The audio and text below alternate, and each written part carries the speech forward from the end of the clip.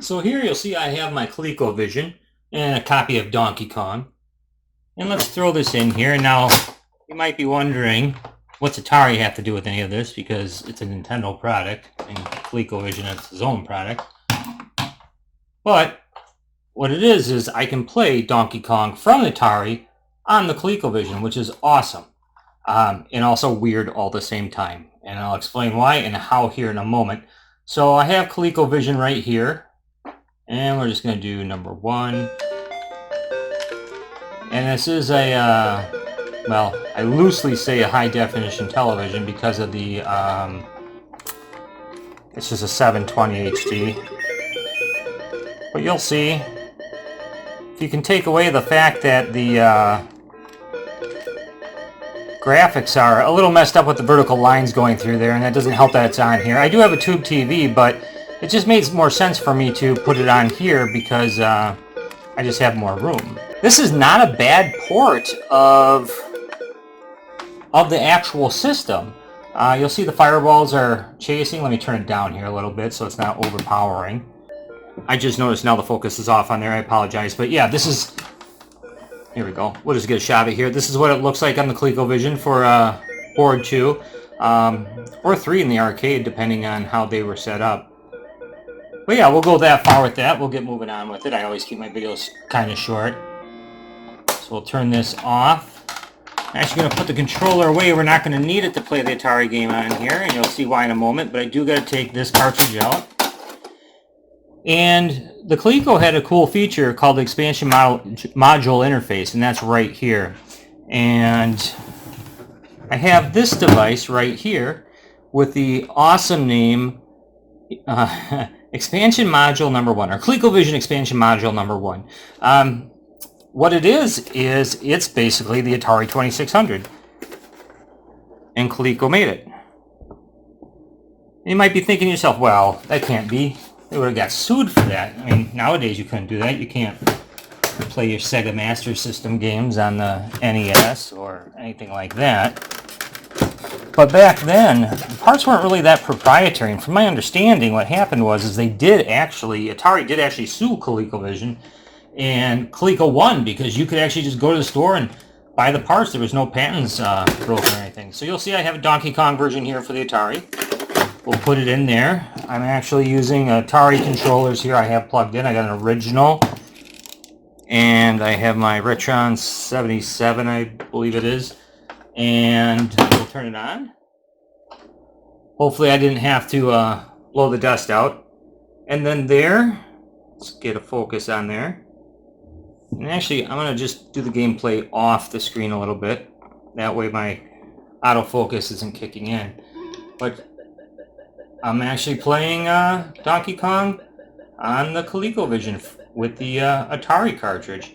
I always got a kick out of this one. I liked honeycombs as a kid. Well, I still like honeycombs. I just don't eat honeycombs. But you're jumping honeycombs. You're dressed as an Ewok. The reason I say Ewok is because you're rescuing the princess from Chewbacca. Here's the second board. Pretty plain. But you know, back in the day, this was pretty awesome, actually. Because I was a big Donkey Kong fan myself. I probably mentioned it in other videos where I don't know what it was, but I always could find a quarter whenever this game was somewhere. So yeah, it's a pretty neat system. There's a couple, I hate to even call them downfalls because it was such a unique thing for back then, but let me turn it off here. To play the Intellivision games, you do need to take out the expansion module. You'll see if I turn it on, the expansion module takes over here. I do like they called it the expansion module 1 because I don't know if there's any other expansion modules. To my knowledge, I do not believe there is. But you'll see I'll turn it back on. Nice little door here. Half the time it never goes down when you want it to go down. It only falls down when you're trying to put the expansion module in. So, but it doesn't need to be done. So we'll turn that on. And there's the Donkey Kong right there. Yeah, to me, there's a couple funny things. I don't know why you would actually want to do it. It's just really cool that you can do it. You have... Let's get the other one out here. We basically had the same two games, and in my opinion, the ColecoVision one, much better port from the arcade than the Atari version. But everyone had the Atari. They were in the households. That was the big thing. But to be honest with you, I actually personally think that the ColecoVision was a better system. I wish I had it when I was a kid. My neighbors always had the Atari. I was the TI guy, which I thought was a good system too. But the ColecoVision actually was really nice. And I actually don't have a lot of games for it. It's something that maybe I will start looking for. Having the expansion module is really nice. You'll see here. Let's unplug a couple things here, and you'll see it's just your typical.